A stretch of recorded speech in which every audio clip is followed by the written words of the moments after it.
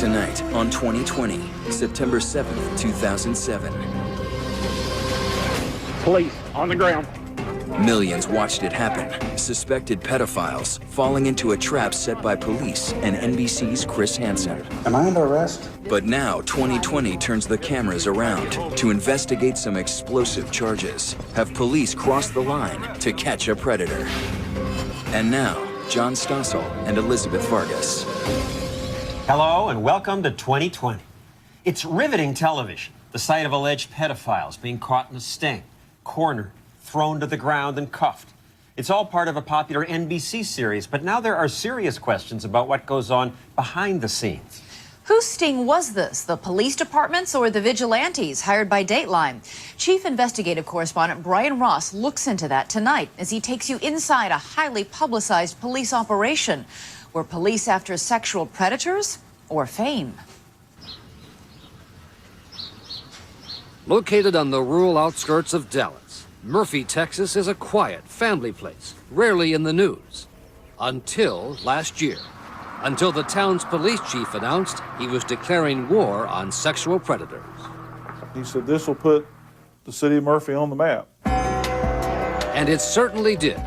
You ever watch Dateline NBC?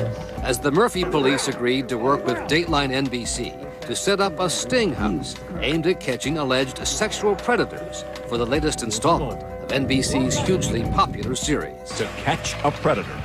It all takes place in an upscale home in Murphy, Texas. Yeah, that's our guy. That's Randy. As 6 other police departments around the country had done before, the Murphy, Texas police made a deal with Dateline, not only to allow NBC cameras to record the sting, Police department, get on the ground! but also, to the astonishment of the local district attorney, the Murphy police let people hired by Dateline actually set up and run the sting. The police department, the professionals, weren't in control of the entire operation. They weren't calling the shots, somebody else was. District Attorney John Rote says his office warned the Murphy police in advance, in writing, it was a bad idea. We're in the law enforcement business, not show business, reads the letter. We considered that a shot over the bow, a warning that this was not going to be a good idea. Did you think it was case closed then, when you sent that letter? I hoped it was case closed. Police on the ground now! But the Murphy police went ahead with NBC Dateline anyway, even ignoring the protests of local residents who didn't want their town used as a place to lure sexual predators. Why did they have to bring him to our neighborhood? On the ground. By the time it was over, 23 men were arrested in the sting, all but 2 from outside Murphy, as seen in 2 dramatic primetime hours broadcast on NBC. Of course, we at ABC News and 2020 often work closely ourselves with law enforcement authorities in the course of investigating a story, developing leads, or following police action on the street. And a number of stories I've done, most recently a report on internet scams from Nigeria, have led to criminal prosecutions of crooks we tracked down. You're the chief I talked to on the phone? But the Dateline Murphy, Texas project has come under fire from many in law enforcement and the media as a classic case of what can go wrong, tragically wrong, when the news media and the police get just too close. Condition is great. 1 man is dead, NBC is being sued for millions, and charges have been dropped against every single person arrested in the Murphy sting. The sting operation left a trail of destruction in the community of Murphy. It shattered lives, it shattered careers. As Murphy police detectives, Sam Love and Walt Weiss played a big role in the operation. Did you intend to have sex with her? Both men were seen on the program interrogating suspects, at times, they say, following directions from the Dateline producers. They said, you know, when you have a guy sitting there, keep him facing you, try to keep him from covering his face up. Love and Weiss have since quit the force in disgust and have come forward to reveal how they say Dateline's production requirements, including officers wearing hidden TV cameras to get shots like this, became more important than proper police procedure. By God, when they wanted the camera in place, it was there. When they wanted certain things carried out that made it easier for them to put the television show together, by God, that problem was addressed. But the criminal cases were secondary. There was nothing wrong with having a sting operation in Murphy. There's nothing wrong with putting a child sexual predator behind bars.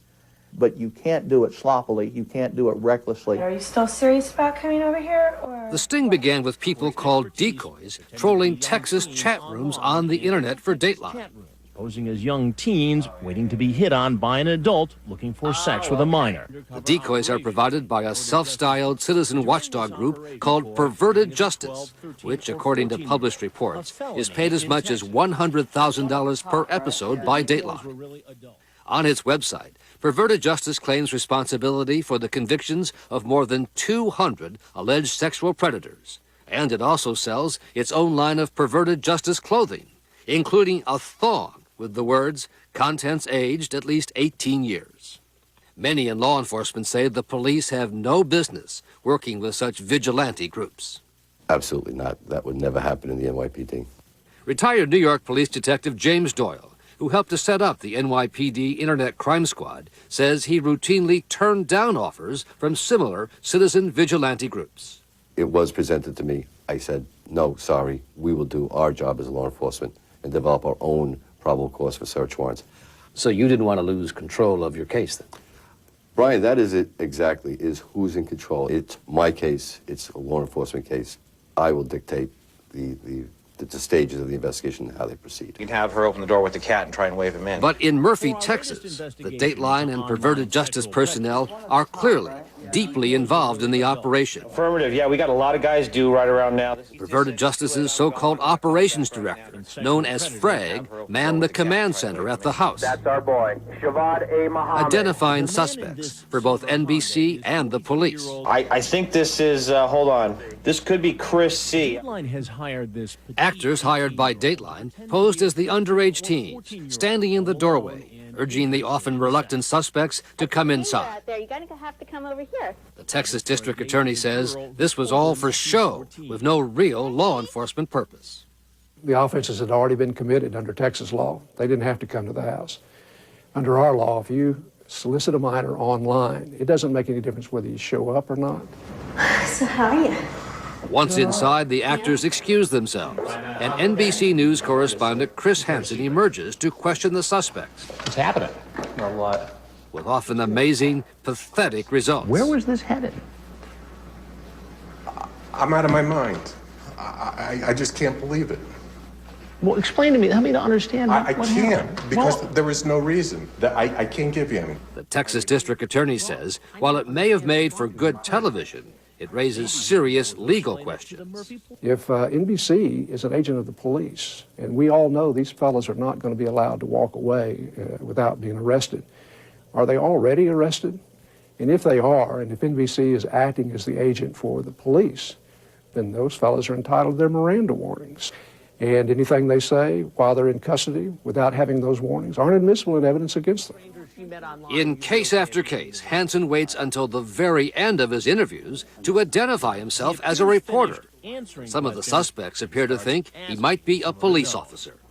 Am I under arrest? not right now. Well, can I leave? Well, I have some more questions for you first. I'm leaving. You start saying that you can't talk to 13-year-olds. Wait a minute.